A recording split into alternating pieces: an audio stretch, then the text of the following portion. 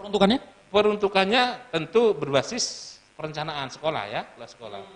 Misalkan kita punya program ekstrakurikuler yang bisa dinaik baru 3, tapi kita punya 10, 7 silakan siapa mau menyumbang. Oh, nyumbang, ternyata cuma bisa untuk membiayai 2, berarti masih ada 5 lagi. Oh, nggak bisa kita jalankan 5. Tahun depan kita umumkan sumbang kita itu berapa, hanya bisa membiayai 5. Oke, sekarang kalau mau biayai 10 berarti harus lebih besar sumbangnya, monggo silakan, sukarela. Begitu seharusnya.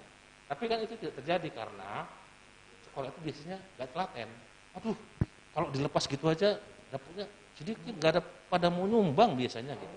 Ya. Padahal jangan keliru loh. Indonesia itu masyarakatnya itu masyarakat filantropi yang gampang sekali kemudian ingat koin Prita? Ya. Dapat berapa itu 100 juta? Waduh, koin. Ada banyak lagi. Berkaru-karu gitu. Ada banyak ICW kita ngumpulkan dana untuk bangun gedung KPK, dapat berapa ratus juta itu. Banyak.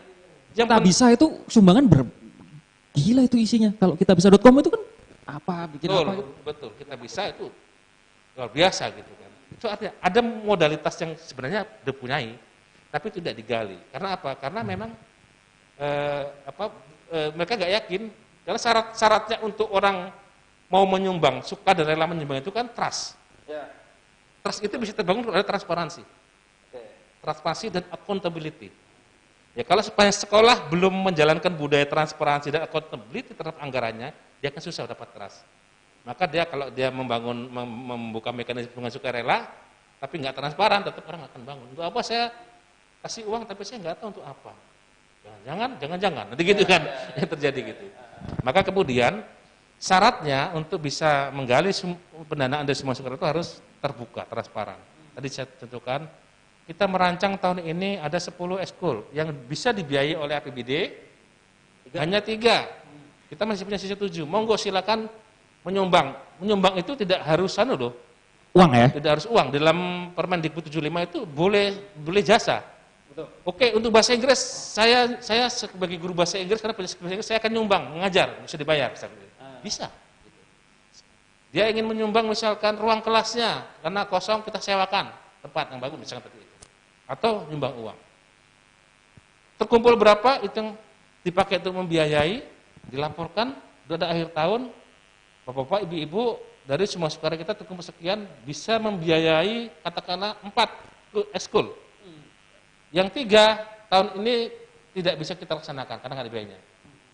Tahun depan kita tetap melakukan 10 ini, monggo kita semua sukarela lagi karena APBD misalkan baru hanya bisa mengcover 3 lagi. Jadi 7. Saya yakin orang tua mana yang nggak kemudian ingin anaknya lebih maju. Pasti akan tergerak, termotivasi untuk memberikan sumbangan sukarela yang lebih besar. Karena dia yakin digunakan dan bermanfaat dan dapat dipertanggungjawabkan. Akuntabilitas dan pertanggungjawaban itu menjadi kata kunci dalam hal ini. Betul. Itu modal.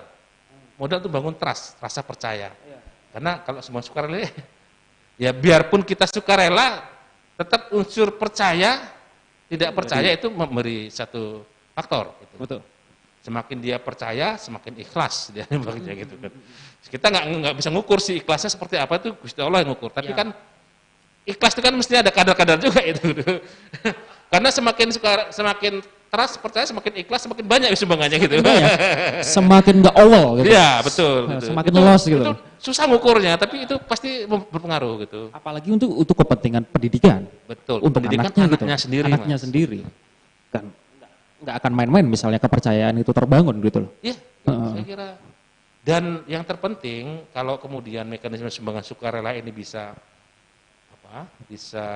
dijalankan secara konsisten, kita menghidupkan kembali budaya gotong royong yang sudah lama mati suri. Mas Hendy bisa bayangkan tuh. Hampir seluruh orang tua di Indonesia itu punya anak sekolah. Hampir memang. Ya. Kalau kemudian mereka dirangsang, keikhlasannya, kerelaannya untuk kemudian selalu berdonasi seperti itu. Udah luar biasa itu. Udah luar biasa. Sekolah-sekolah yang orang tuanya mampu dan ikhlas berdonasi banyak, punya stok uang banyak itu, lebih, besok dia bisa menyumbang sekolah-sekolah di pinggiran. Sekolahnya loh, setelah orang tuanya, pada level itu sekolahnya menyumbang. Kalau itu jadi satu mekanisme sosial di kita, Mas ini bisa bayangkan betapa kuatnya masyarakat kita. Lewat itu bos jumlahnya. Nah, makanya itu. Tapi kenapa itu belum terpikirkan sampai sekarang gitu? Saya selalu tuh dorong-dorong kepala dinas, bikin dong 1-2 sekolah percontohan yang memang murni kekurangan. Kita mau akan dorong karena di dalam systemic review kita yang terakhir tentang pendidikan itu kita merekomendasikan salah satunya dinas menunjuk 1-2 sekolah percontohan yang murni kekurangan anggaran dari APBN-nya dibiayai dari sumbang sukarela dan itu dalam monitoring dinas. Kira-kira berhasil nggak dalam 5 tahun mereka menerapkan itu? Tambah maju nggak gitu loh? Saya yakin kok tambah maju kalau pakai fisik ini tadi. Cuman sampai sekarang belum dilakukan tuh. Kita baru akan coba, ini kemarin kami berkoordinasi dengan KPK, kita coba akan gandeng KPK ya untuk kemudian juga mendorong itu dari aspek pencegahan korupsi pendidikannya gitu, bangun mekanisme transparansi, akuntabilitas, pengumuman, keterbukaan dan sebagainya, kemudian bangun trust untuk orang menyumbang seperti itu. Itu kalau berhasil Mas luar biasa. Mas bisa dipantik nggak sih dalam arti gini, orang tua, murid, wali murid membuat suatu gerakan di dalam sekolah masing-masing memantik adanya hal seperti itu. Misalnya kita membangun trust sekolah ini plus ketika ada apa yang kurang, apa yang bisa kita lakukan. Ombudsman punya sahabat ombudsman itu yang bisa menampung hal seperti itu. Bagaimana caranya bisa misalnya dipantik ini dari sisi orang tua murid? Kita jemput bola nih, jangan nunggu regulator dalam bersikap atau bergerak. Sebenarnya bisa saja, tapi memang itu bukan pekerjaan yang mudah kalau kemudian munculnya dari benar-benar dari bawah gitu. Nggak ada intervensi regulasi, itu akan bisa tapi butuh waktu yang panjang. Karena itu kan social engineering kayak gitu.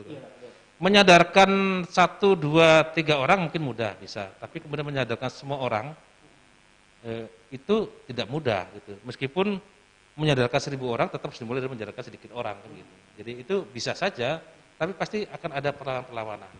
Akan ada resistensi. Orang-orang yang sudah merasa nyaman dengan mekanisme sosial selama ini. Status quo itu susah diubah. Betul itu.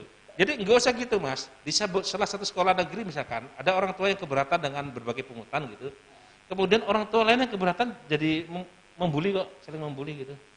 Itu yang terjadi, boro-boro kemudian nanti tantangannya, saya membayangkan tantangan orang-orang itu pasti akan berat, tapi saya akan senang sekali kalau itu ada gitu.